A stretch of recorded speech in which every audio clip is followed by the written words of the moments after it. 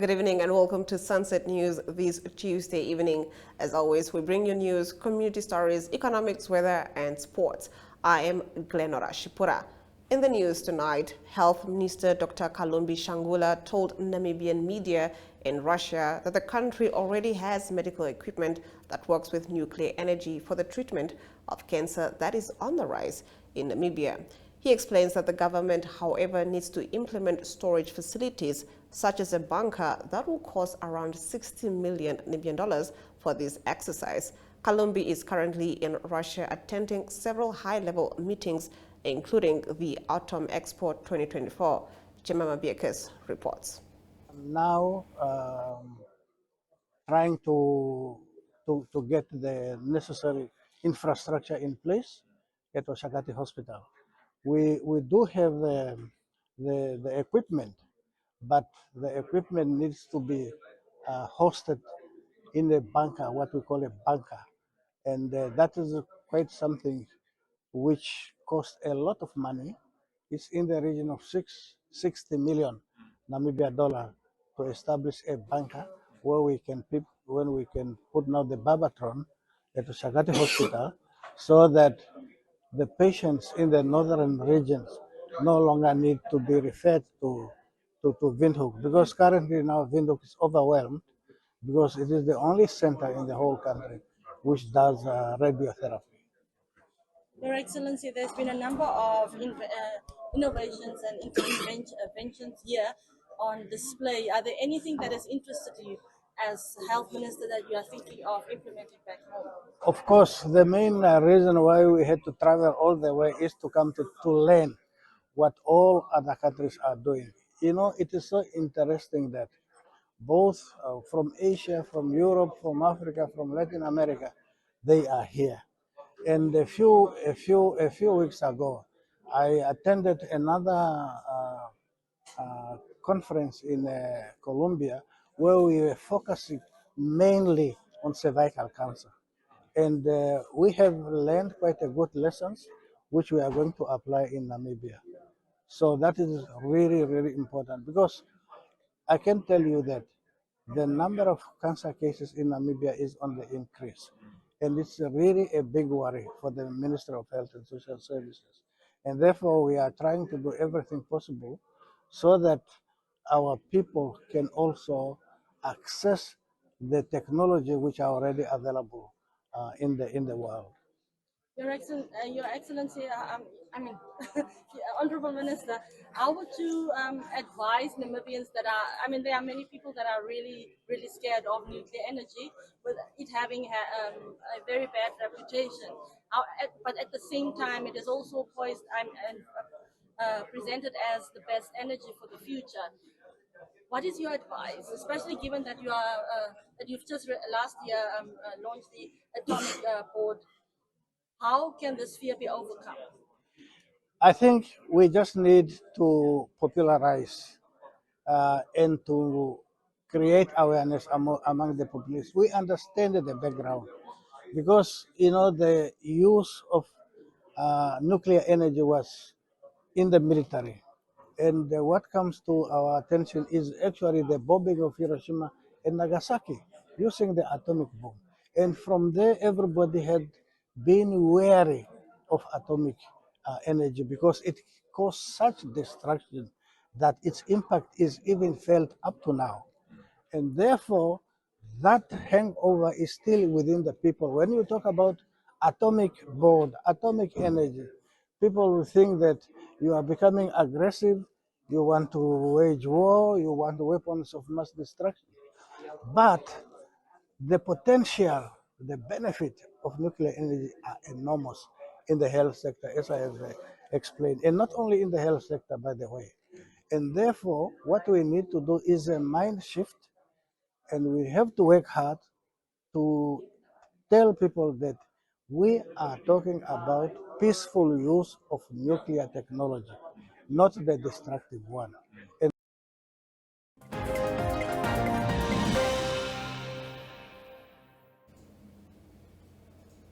Getting into our next story, community members within the Erongo region voiced their frustrations about the acute shortage of ambulances and called for urgent action to remedy the situation.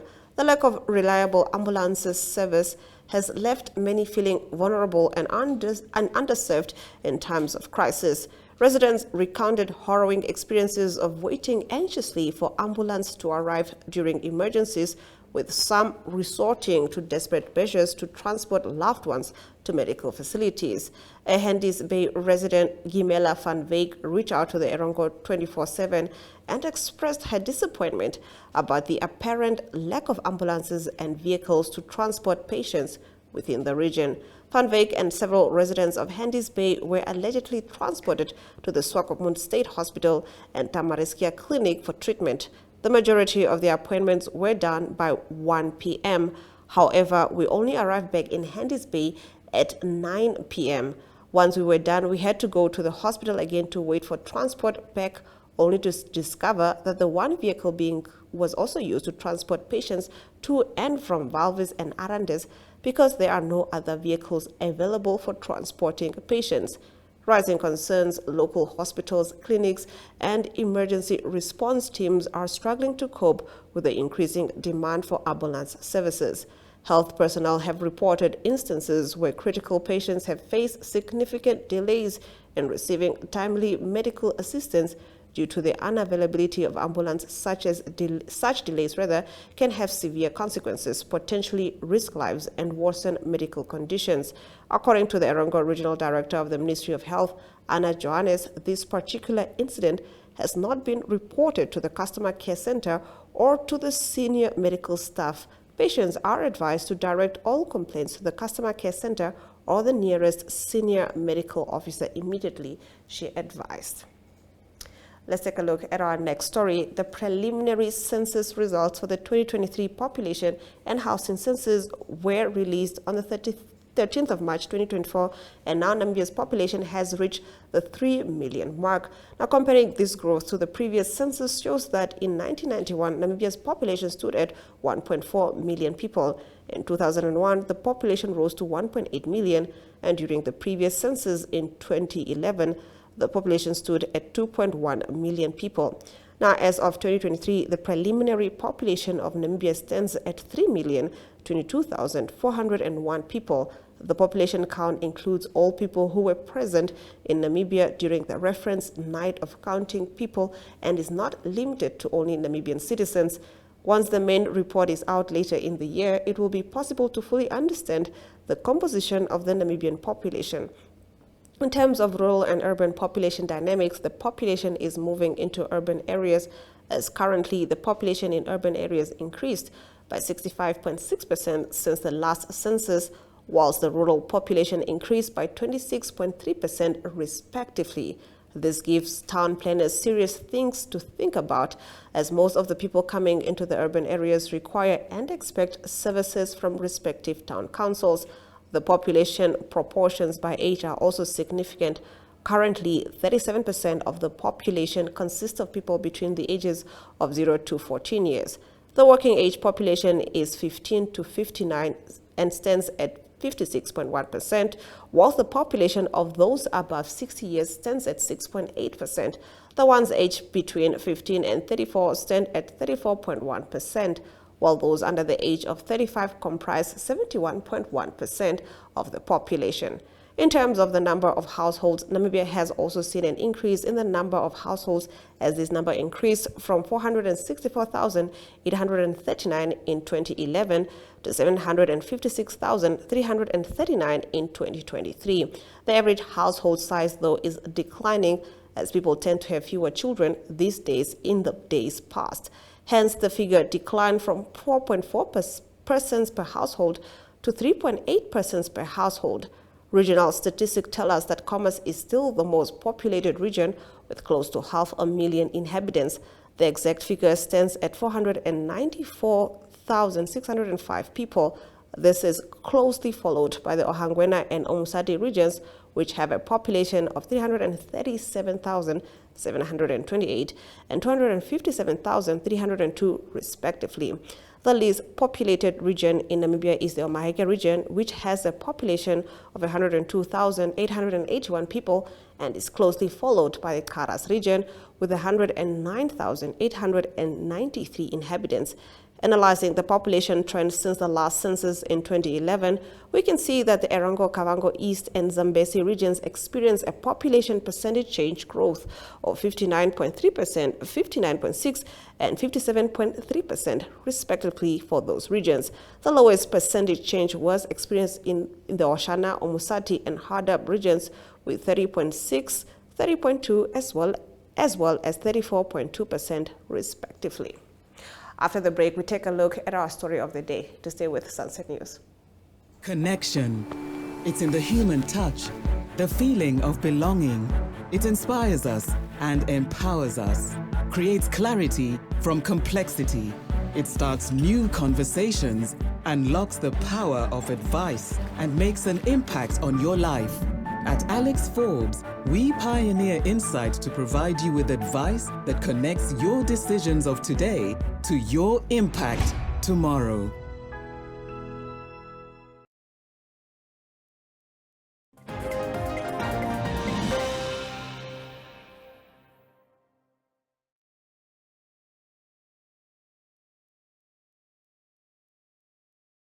Yeah. Getting to our story of the day, Deputy Agriculture Minister Anna Shiweda was one of the first speakers at a green hydrogen symposium at the Venture Country Club and Resort in the capital this morning. The event, organized by the science organization SASCAL, will draw to a close on the 28th of March. Algeta Greg reports. It is my utmost honor and privilege that I stand before you this morning to address you, our distinguished guests, during this Green Hydrogen Symposium, which is being held under the theme Green Hydrogen in Practice, Green Hydrogen Pilot Projects, and Youth for Green Hydrogen Scholarships.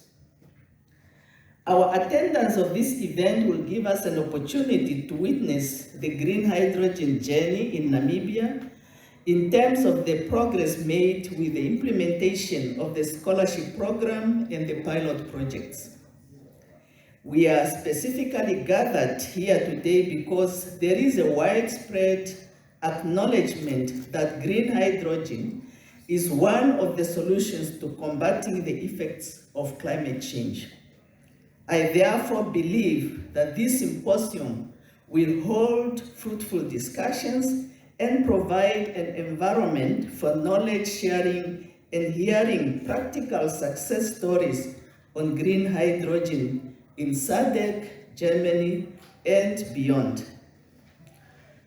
Honorable Ministers and our guests, as a founding member state and host country of SASCAL, Namibia can safely testify that since its establishment in 2010, SASCAL has successfully accomplished many activities and has indeed practically implemented many of its planned progress and projects focusing on agriculture, woodlands and forestry, climate, biodiversity, and water, just to mention a few. It is important to point out and acknowledge that success of SASCAL Phase 1 could not have been possible without the financial support of our development partner, Germany, through the Federal Ministry of Education and Research. It has come to our attention that the only way to limit global warming to not more than 1.5 degrees Celsius is by considering green hydrogen as a clean energy solution. African countries, but specifically SADC countries, are confronted with a number of interlinked challenges, including climate change, low economic growth rates, and poverty, which a green hydrogen industry could assist in addressing. I'm just coming from our region in the eastern regions, that is Kavango West and Zambezi region. And I can testify here that it is very dry. It is really, really very dry. And climate change is here to stay. For this reason, taking advantage of our abundant natural resources, such as wind and solar, which have the capacity for green hydrogen production, African countries could become more energy independent through the promotion and support of the development of zero carbon industrialization, which will in turn create both economic growth, employment, and significant opportunities, including energy exports.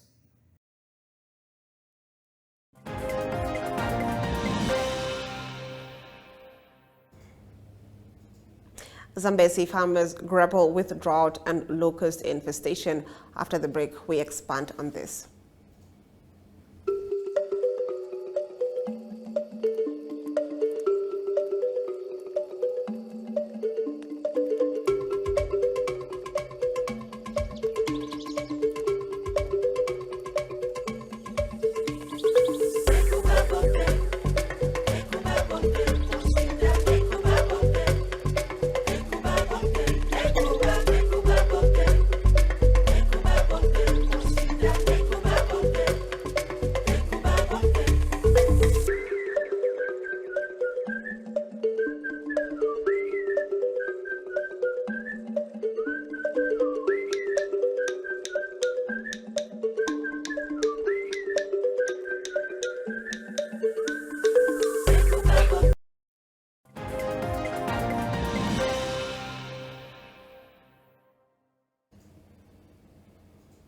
Getting into our community talk, many farmers in the Zambezi region are facing devastating challenges such as drought conditions due to a lack of rain and an invasion of locusts inflicting havoc on their crops. Many of the affected farmers depend heavily on crop farming to sustain their families.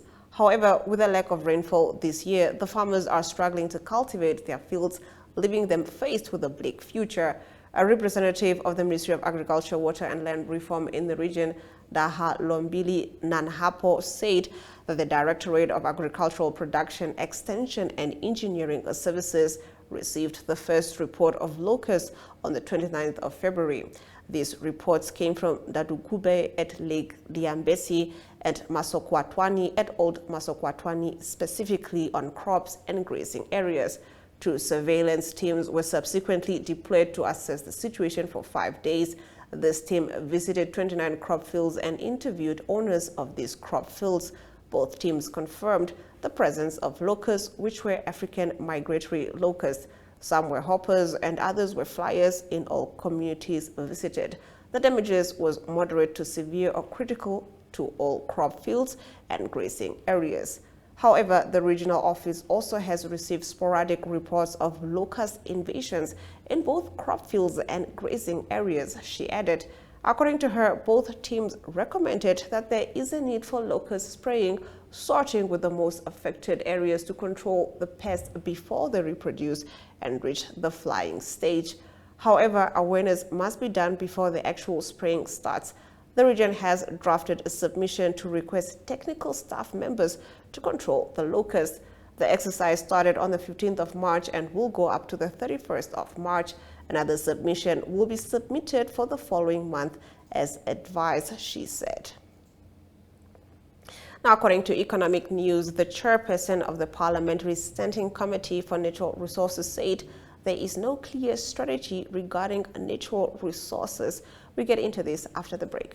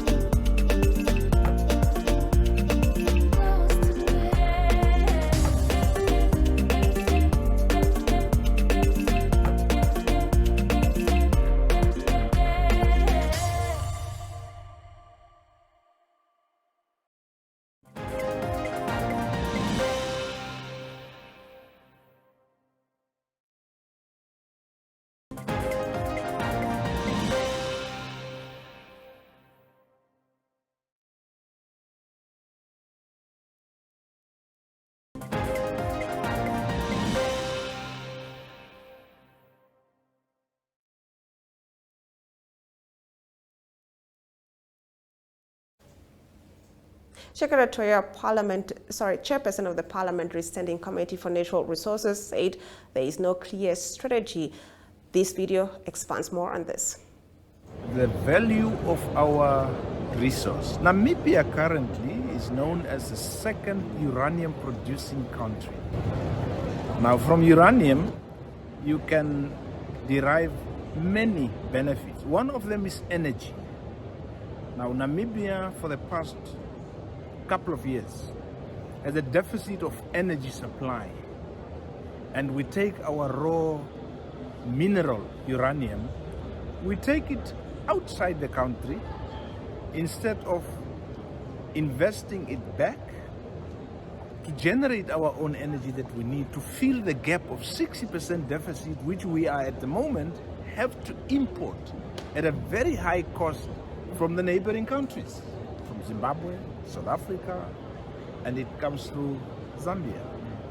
There is no logic that Namibia within SADC is the highest in terms of pricing, the most expensive energy in SADC. And we do have the resource to address that, but we do not have plan how to reduce that benefit. All that we are interested in is to sell it to other people, and those other people's energy cost is very low, and they have got technically more than 100% coverage. They've got enough energy. And yet we are in deficit, but there is no plan how to fill this deficit except selling and taking our raw minerals outside the country. Now the excuse has always been we don't have the skills, we don't have the technology. But there are no plans to address this skills deficit that we can use our own resource to produce our own energy.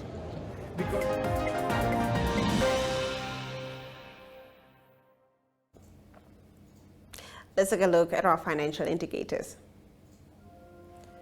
The Namibian dollar trades against the British pound at 23.85, against the euro at 20.51, against the US dollar at 18.92 Namibian dollars and 62 cents, gets you 1 Chinese yuan.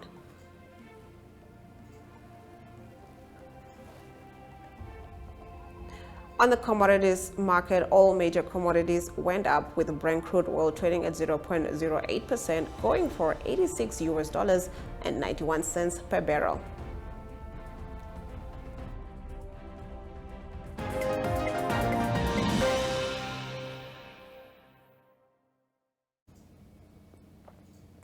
Let's take a look at our international news. Israel has accused Hamas of proposing delusional demands in ongoing negotiations over a ceasefire in Gaza. The office of Israeli Prime Minister Benjamin Netanyahu said in a statement that Hamas had rejected any compromise on its demands. Israel will not surrender to Hamas' delusional demands and will continue to act to achieve all the goals of the war, releasing all the hostages, destroying Hamas' military and governing capabilities, and ensuring that Gaza will never again be a threat to Israel, it said. Hours after a UN Security Council resolution calling for an immediate ceasefire and the release of Israeli hostages was passed on Monday, Hamas said it will stick to its original demands for a more permanent ceasefire, which include the withdrawal of Israeli troops from Gaza and the return of displaced Palestinians. The leader of Hamas, Ismail Haniyeh, is expected to arrive in Tehran today to meet Foreign Minister Hossein Amir-Abdollahian and other Iranian officials, the Islamic Republic News Agency reports. Haniyeh's visit comes a day after the UN Security Council approved a resolution calling for an immediate ceasefire in Gaza. Iranian broadcast media is highlighting Hamas's welcoming of the resolution and its call for a permanent ceasefire, while the Noah News website affiliated with the Iranian Supreme National Security Council called the UNSCS's passing of the resolution Hamas' diplomatic victory. Let's take a look at our weather predictions.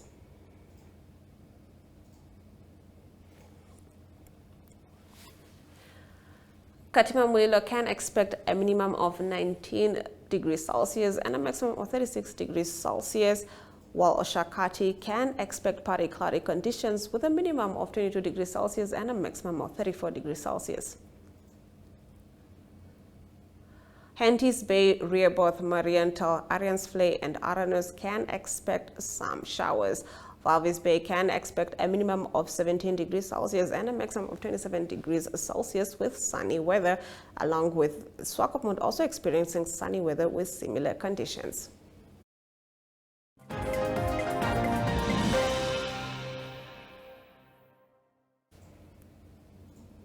And with that, we've come to the end of the broadcast. Thank you for joining us on this lovely Tuesday evening. From me, Glenora Shipura. Until next time.